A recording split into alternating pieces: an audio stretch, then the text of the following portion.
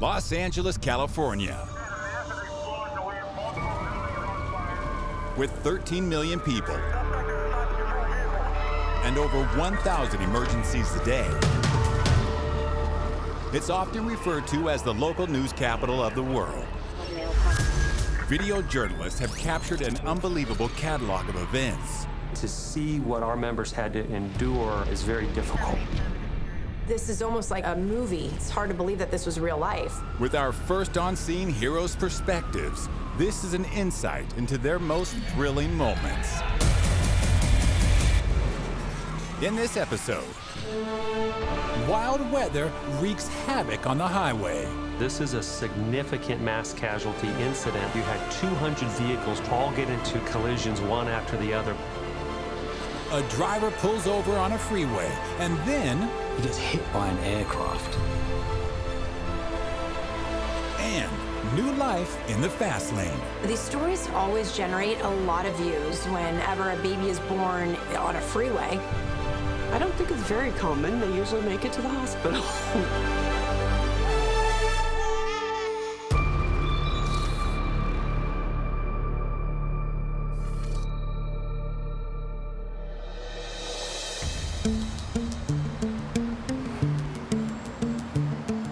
High-speed car pursuits are typically the result of a criminal's desperate attempt to get away. Police will employ every strategy they can to ensure a peaceful outcome. It's 3:30 a.m. in Los Angeles, and video journalist Howard hears a call about a high-speed Mercedes that refuses to pull over for police.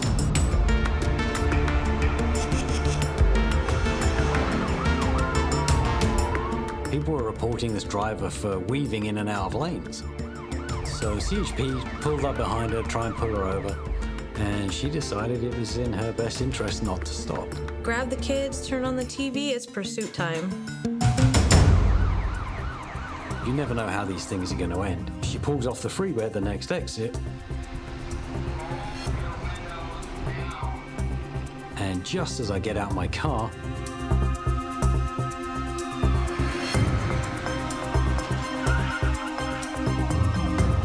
the CHP ram her vehicle to a stop.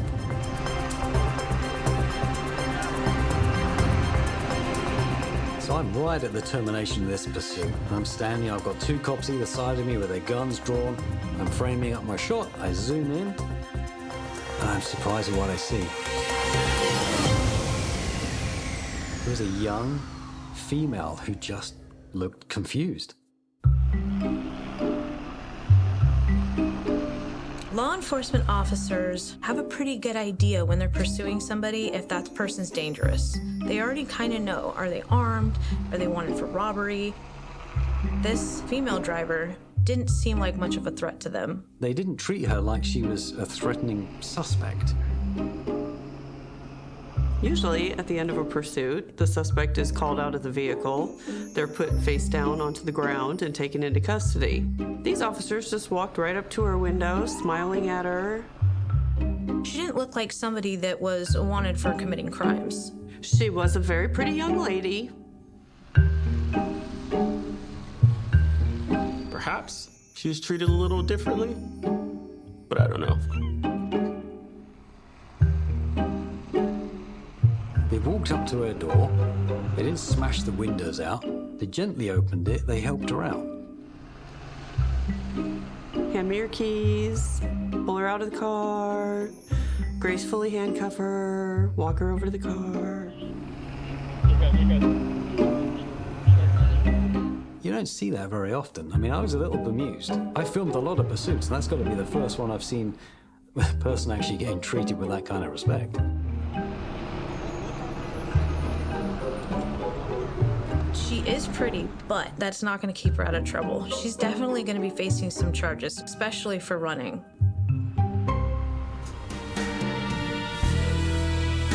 This driver, if found guilty, I assume that she would be charged with reckless driving,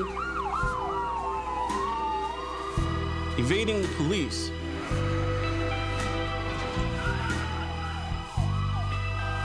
and most likely she would lose her license. An unusual end to the high-speed chase.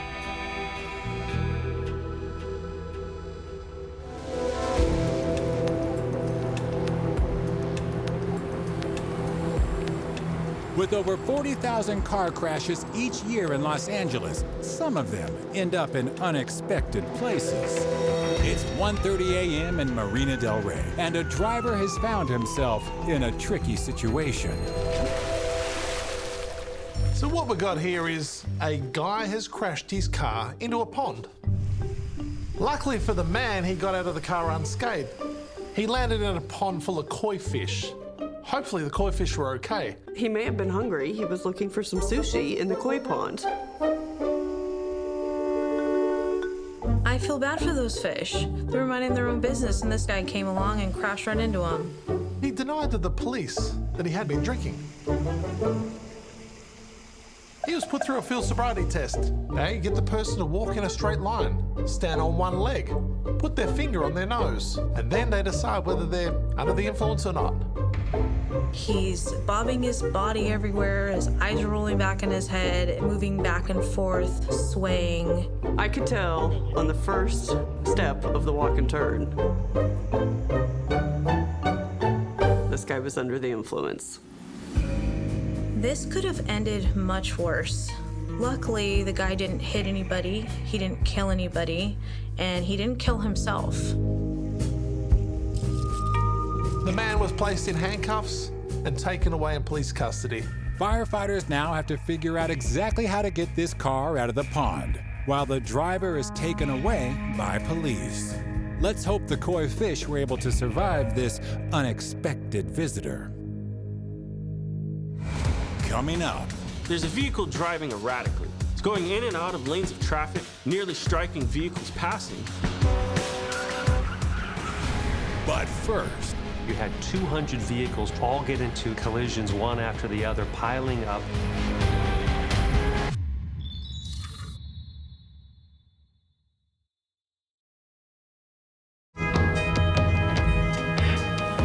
California is known for its beautiful beaches, sunny weather, and temperate climate. However, in places where snow and icy road conditions are very common, some snowstorms are so severe and so sudden that even the most well-equipped motorist can be caught off guard. Blizzards are so dangerous and so scary. Blizzards cause very little to zero visibility when you're driving on the roads.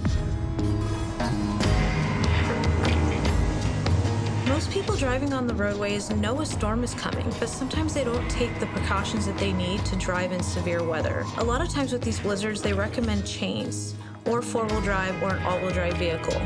But many times people don't have those things, and they still try to drive in the weather. Quebec, Canada. A devastating blizzard in La Prairie has led to a massive crash involving 200 vehicles. This video is crazy. It's not necessarily something you see happen here in Los Angeles due to snow, but this is a major news story. So this was a sudden blizzard that took place in Quebec where you had 200 vehicles traveling along a highway all get into significant collisions one after the other, and it became like a domino after a domino falling. Sometimes these pileups happen and you don't even know you're coming up on one. I've personally never witnessed a 200-car pileup, but I can only begin to imagine what that must be like for first responders. So this is difficult for an incident commander to fully wrap their heads around the quantity of vehicles and people that are injured. This is a significant mass casualty incident. Do you have enough resources? Certainly not. So you have to call in waves of additional resources and ambulances. You have to also work with your local hospitals because you can't inundate an emergency room. They cannot handle that. So you have to get the right patients to the right hospital for that definitive care. This story ended pretty sadly. There were 2 people that lost their lives and 70 people injured. And the amount of resources it took just to get care to these people took several hours. This is absolutely a newsworthy story. I mean, you have 200 cars involved, 70 people injured, and 2 deaths. This is a major, major catastrophic news story. Some motorists were stuck in their car for over 7 hours. There were 125 vehicles towed away from the site, 40 people injured, and 2 tragic fatalities.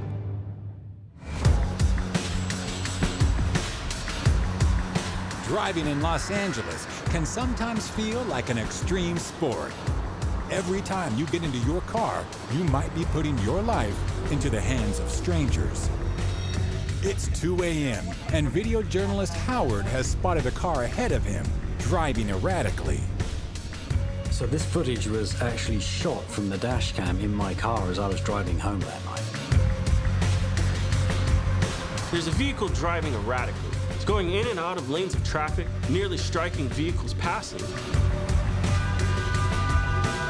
Not only was he driving in different lanes, he was driving slow, he was driving fast, he was almost hitting other vehicles. I mean, he was causing vehicles to swerve. It's not only dangerous for him, it's dangerous for other people too. So I phoned 911, and they're trying to catch up. Highway Patrol keeps saying, hey, we're 2 minutes behind, we're 1 minute behind. And I'm getting nervous because this person is all over the freeway. You can see the close calls that I got on my dash cam. If I were driving on the freeway and saw a person driving like this, I'd immediately call 911, only because it could prevent an innocent victim getting killed. So I would absolutely want this type of driver off the roads. So it's a great job by that videographer staying at a safe distance behind, but contacting 911, providing a description of the vehicle and ultimately that person. For some unknown reason, the suspect pulls over onto the right of the freeway, gets out, and starts walking towards me. And now I'm thinking, okay, where's the CHP? Where's the Highway Patrol? Because this is going to get ugly. Facing a suspect who is acting irrationally, Howard has found himself in a dangerous situation. Coming up. So I carry a non-lethal weapon with me. I told him I had a taser on me. The second I pull up my taser like this,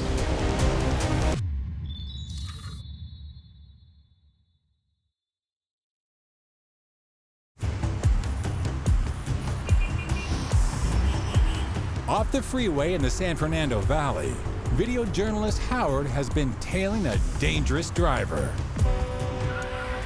so this footage was actually shot from the dash cam in my car as I was driving home that night. It's not only dangerous for him, it's dangerous for other people too. Howard notifies California Highway Patrol, and shortly after... Talk about coming at the right time. CHP were there within, seconds from disaster. Those Highway Patrol were there.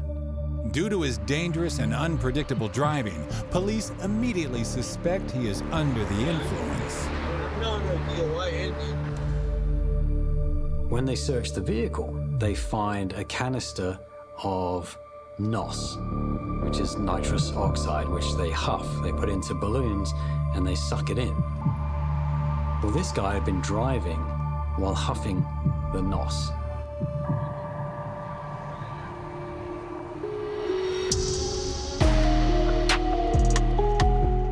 The second Highway Patrol had him in cuffs. You could see he was impaired. He wasn't making any sense. When nitrous oxide slows down your brain, it slows down your responses, makes you feel very relaxed. Sometimes you'll see people giggling, laughing, because it's often called laughing gas.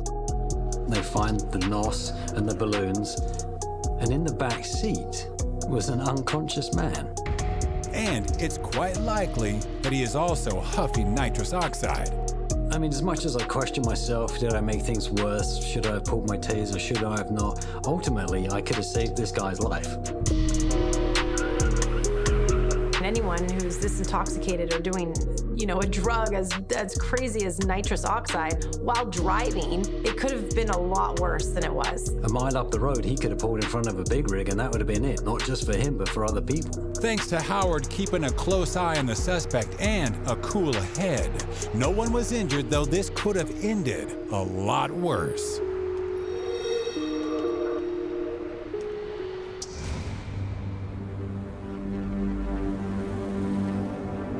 It's 9 a.m. just north of San Diego, and witnesses have called in a shocking incident. All traffic on the freeway has come to a complete standstill. Anytime a major interstate, freeway, highway is shut down due to a particular event, it makes for major news. With all the dangers that come with driving on the freeway, sometimes keeping your eyes on the road isn't enough. Yeah, I mean, this is just in the wrong place at the wrong time type of accident. There was a person that decided to pull over on the side of the freeway to connect his Bluetooth. While he's parked on the shoulder, he gets hit by an aircraft. No matter what, when you hear this type of call, you know that this is actually like national news. It's not every day a plane lands on a freeway.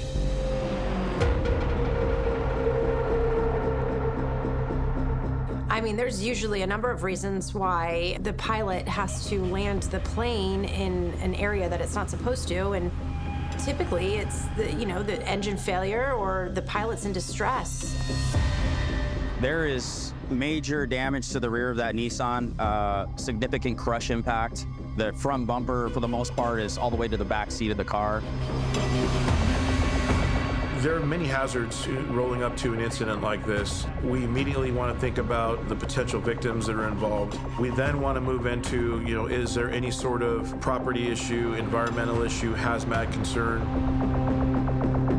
And then eventually, since there's an airplane involved, we're going to get our federal partners from the FAA and the NTSB.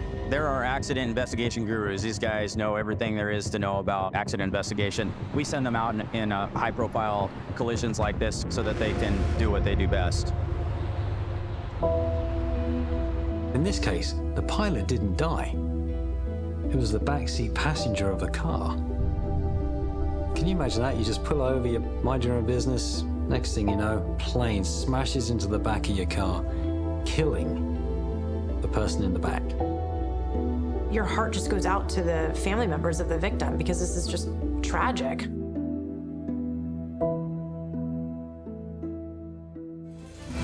Coming up. These stories always generate a lot of views whenever a baby is born on a freeway.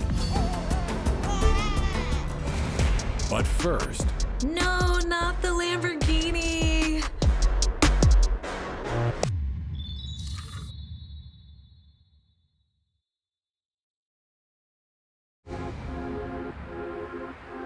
Los Angeles is the place to be for the rich and famous, so it's not unusual to see luxury cars on the street. But one small mistake can cost big bucks. It's just after 11 p.m. in South Los Angeles, and one unlucky man has made an expensive mistake. So what we got here is a high-performance, high-end orange Lamborghini stuck under two parked cars. No, not the Lamborghini. Exotic cars in Los Angeles, when they get smashed up, that is definitely newsworthy. A man in an orange Lamborghini dropped his cell phone on the floor.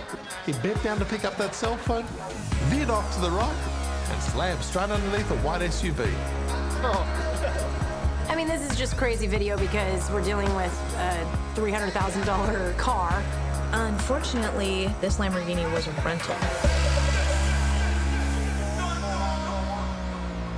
The guy's night just became expensive real quick. I think people like to see these car crashes because we, as normal people, don't own Lamborghinis. So to crash something so expensive and so beautiful is so sad.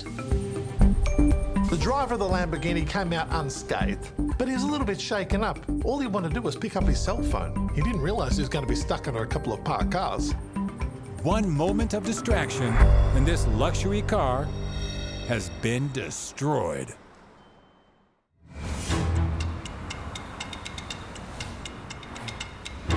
Not all emergency calls involve crimes, and when calls come out to people in genuine need, first responders waste no time in providing help.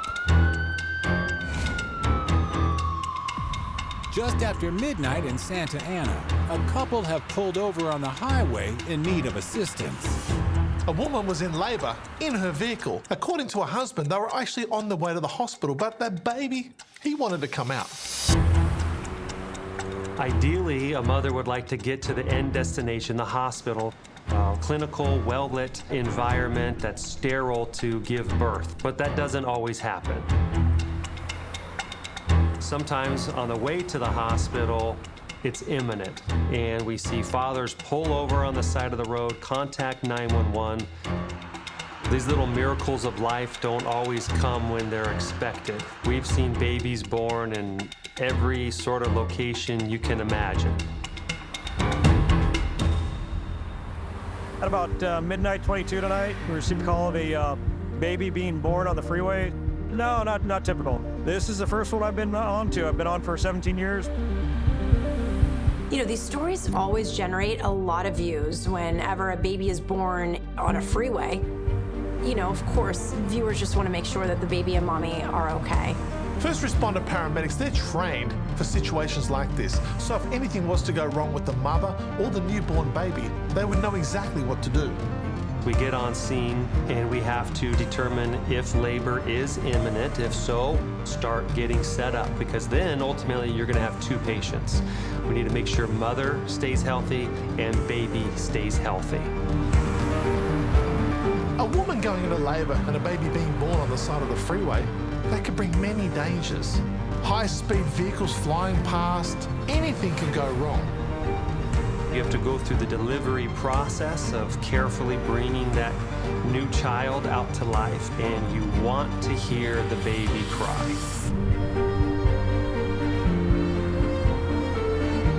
When you hear the cry of the baby, everybody takes a deep breath.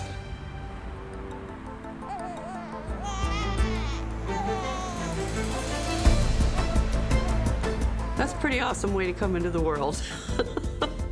On the side of the road. I'm sure for a first responder, this must be an amazing feeling to deliver a baby on the side of a freeway. I used to take my jacket to work every day, even in the summer, just in case something like that happens, so you'd have a blanket type of a thing to wrap the baby in. Those first responders, you could see the way they were holding that baby in their arms. They were so happy to see the baby happy and healthy. They're en route to the hospital, should be there within the next 5 minutes, hopefully. Make sure mom and baby are okay. I'm not sure how I'd feel being a father, my baby's being born on the side of the freeway, and then a cameraman shows up with a big camera and a light. But you know what? Great story to tell the grandkids later in life, isn't it? This will definitely be one of the ones you remember for quite a while. The impatient infant is reported to be healthy, and the mother and child are transported safely to hospital.